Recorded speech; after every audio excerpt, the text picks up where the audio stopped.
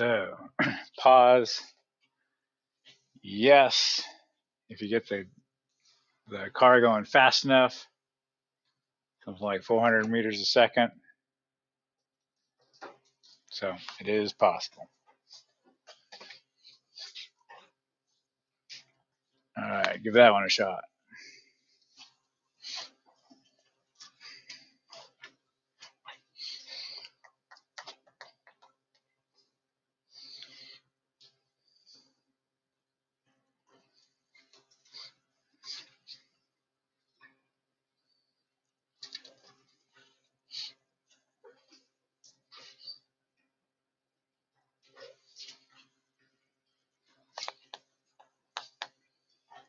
Have a conversation.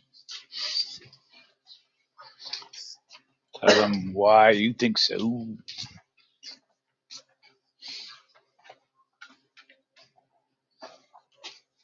Good. Correct answer is C. They have the same speed but different masses.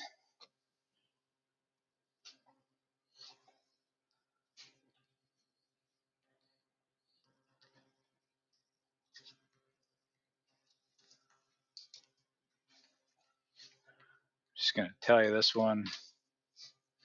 Correct answer is no. One of those is going south, the other one's going north. Okay, they're going in different directions.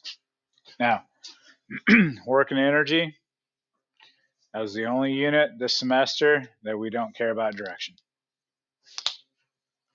We care about direction for momentum.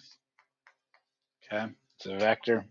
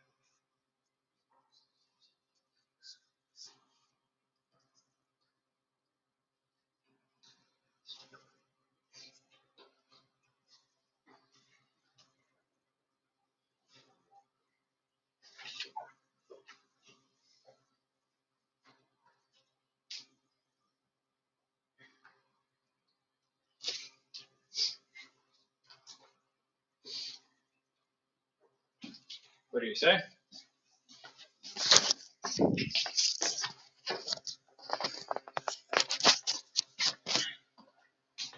Correct answer is E. Every educated elephant. Making up some numbers. Let's say you're going this way. You have a momentum of plus 5 kilogram meter per second. You reverse that. Now you're going negative 5 kilogram meter per second. Change of momentum. It's final minus initial.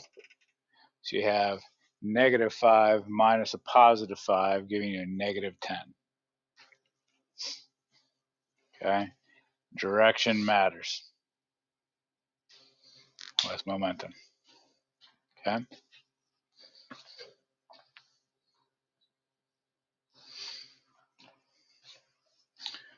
Recognize you got your impulse momentum theorem up there.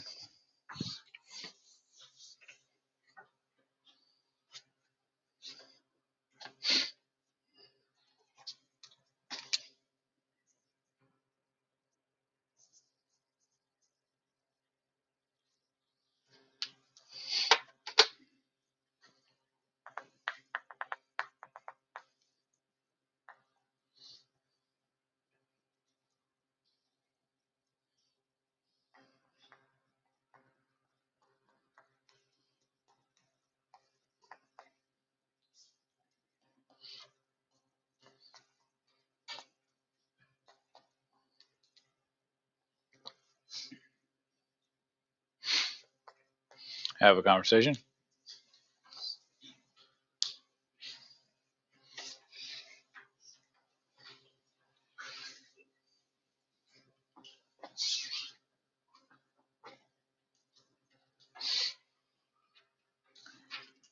Correct answer is, got a couple B's. Good. Correct answer is B. All right. So last chapter, we talked about how force affects energy. Or like, okay, when a force acts on an object, how does that change it to energy? Like we know it does, but by how much? And so we came up with this idea of work. Like, okay, work is force times distance. That's equal to how much energy changes by. We've baked up this idea of impulse in a similar fashion. We're like, okay, we know that an unbalanced force causes momentum to change. That makes sense to us. But by how much? Like, by how much? Like, what's the amount that momentum changes by? And so we've baked up. So we found out that force times the time that the force acts on it is equal to your change of momentum. So this quantity of force times time, we give it the name impulse. Just like we gave the name of force times distance work.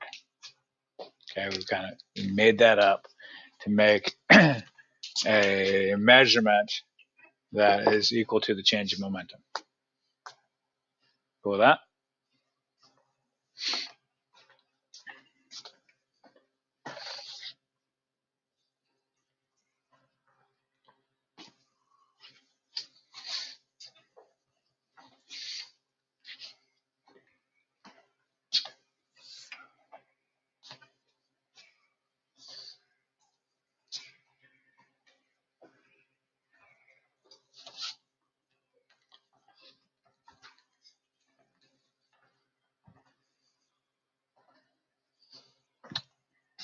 Hopefully you answered. It takes less time for the golf ball. Didn't need to go take physics for that. Answer this question.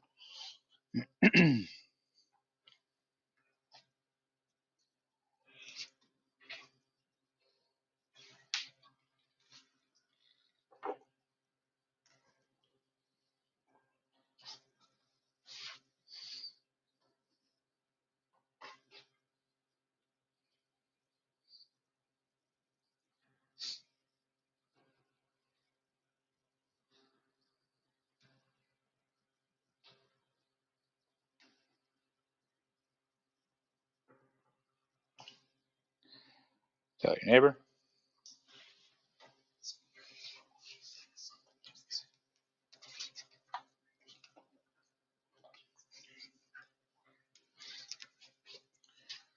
There we good with B. Okay, have the same amount of momentum for the same force. Takes the same amount of time.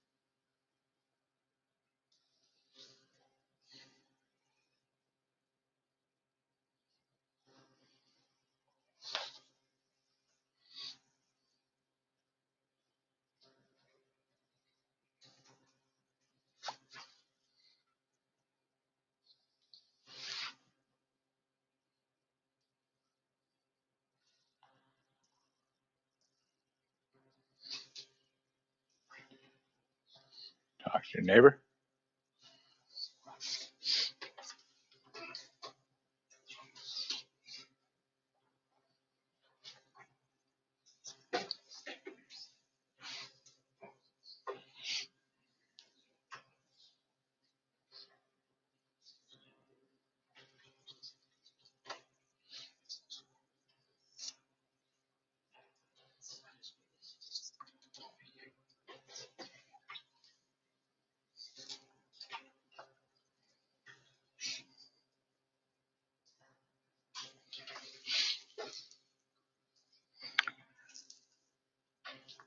What do you say?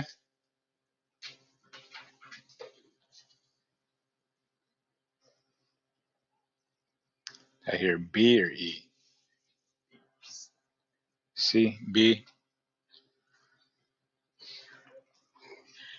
All right. So same mass.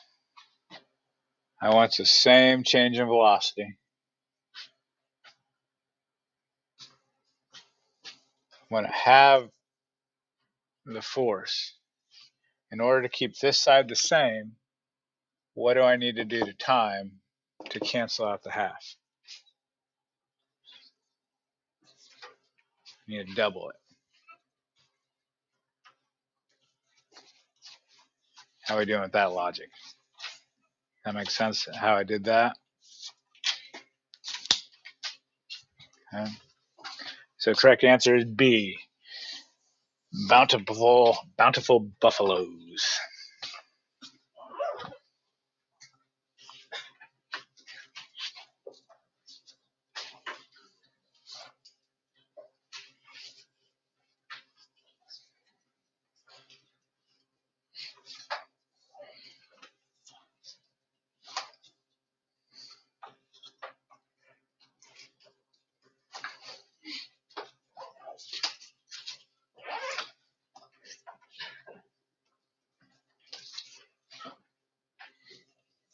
Good?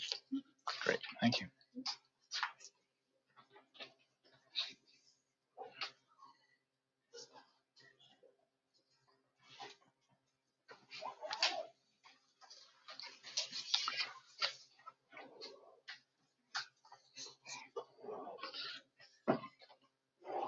Tell your neighbor.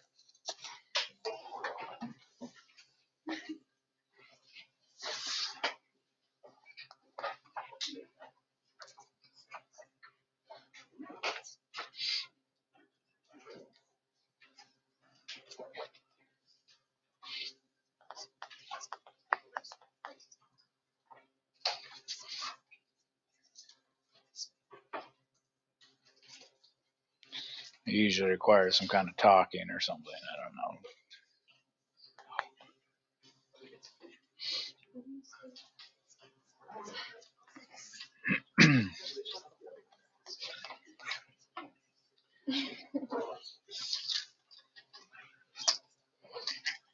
Okay. we kind of hit this a little bit last chapter, but we're looking to see what happens to change of momentum. There's two different ways to look at this. We could look at this from the mass times change of velocity route. We could also look at it from the force times time route. Okay. One of those two ways feels, I'll say, fuzzy. You're like, not sure this could be this. Oh, it could be that. There's another route that is definitive. Like, this is this, therefore this is this. Like, end of conversation. Like, this is just how it has to be. In this scenario, the mass times change of velocity is fuzzy. You're like, well, it's bigger, so it's not going to speed up as much. Yeah, but the little one, it's smaller, it's going to speed up more. Like, well, feel the fuzziness? Versus here, it says you have the same constant force for the same time. You have the same force for the same time. They both experience the same change of momentum. There's no other way. Okay? For this question, that's the definitive argument. Okay? And then you can go over here and define the fuzzy a little bit better. You're like, okay, so the extra mass has a smaller change in velocity, but that's equivalent to change in momentum because this has a smaller mass, and that's going to have a greater change in velocity. Does that make sense? Okay, so you're looking for that definitive case. Last question.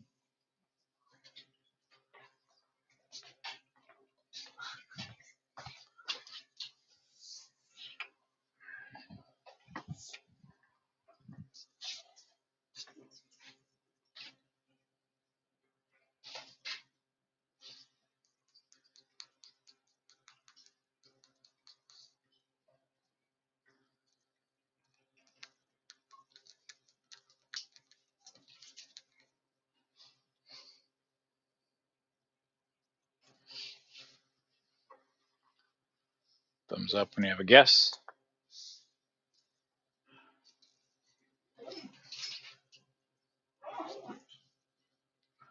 For the sake of time, the correct answer is B.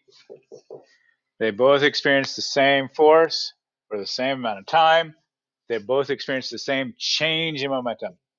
A is going to have more momentum at the end. Yes, but I'm not asking for which one has more momentum at the end, which one experienced the greatest change. Okay, got a worksheet that we do on Thursday. Juniors, if you could do that survey, that would be great.